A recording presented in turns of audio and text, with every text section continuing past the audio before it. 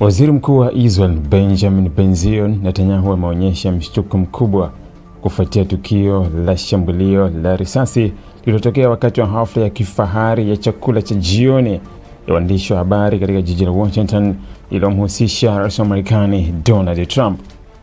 Netanyahu alisema tukio hilo ni la kutisha na halikutarajiwa, hasa likizingatiwa kuwa ilitokea katika hafla yenye ulinzi mkali inayohusisha viongozi wakuu wa serikali, wanadiplomasia na wanahabari kutoka sehemu mbalimbali duniani.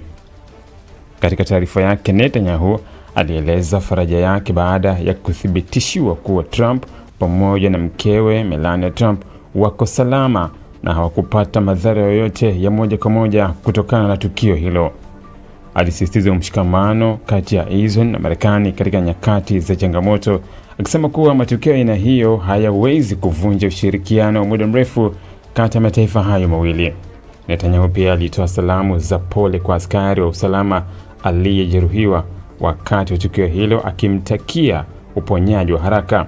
Aidha, alipongeza kwa dhati juhudi za viongozi wa usalama wa Marekani pamoja na vyombo vingine vya usalama kwa hatua zao za haraka na za kitaalamu zilizosaidia kumdhibiti mshambuliaji ndani ya muda mfupi, hivyo kuzuia madhara makubwa zaidi ambayo yangeweza kutokea. Kwa mujibu wa taarifa za awali kutoka kwa maafisa wa Marekani, tukio hilo lilitokea ghafla wakati wageni wakiwa bado ndani ya ukumbi wa ghafla. Inadaiwa kuwa mshtukiwa alivunja au kupenya eneo la kiusalama na kufyatua risasi karibu na sehemu walipokuwa maafisa wa ulinzi.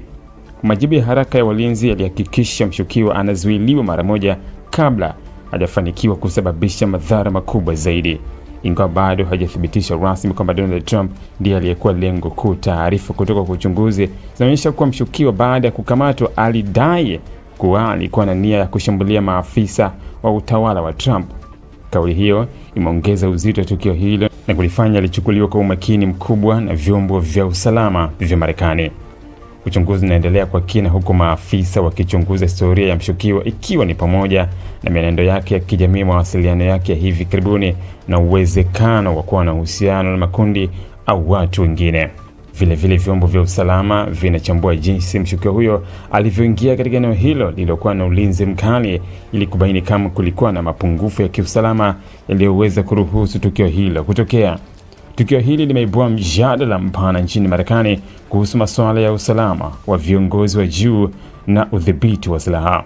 Wataalamu wa usalama wanaeleza kuwa licha ya uwepo wa mifumo ya ulinzi wa hali ya juu, vitisho vya ndani bado vinabaki kuwa changamoto kubwa kwa vyombo vya dola. Pia tukio hili linaweza kupelekea kuimarisha zaidi kwa hatua za kiusalama katika hafla zijazo za kitaifa.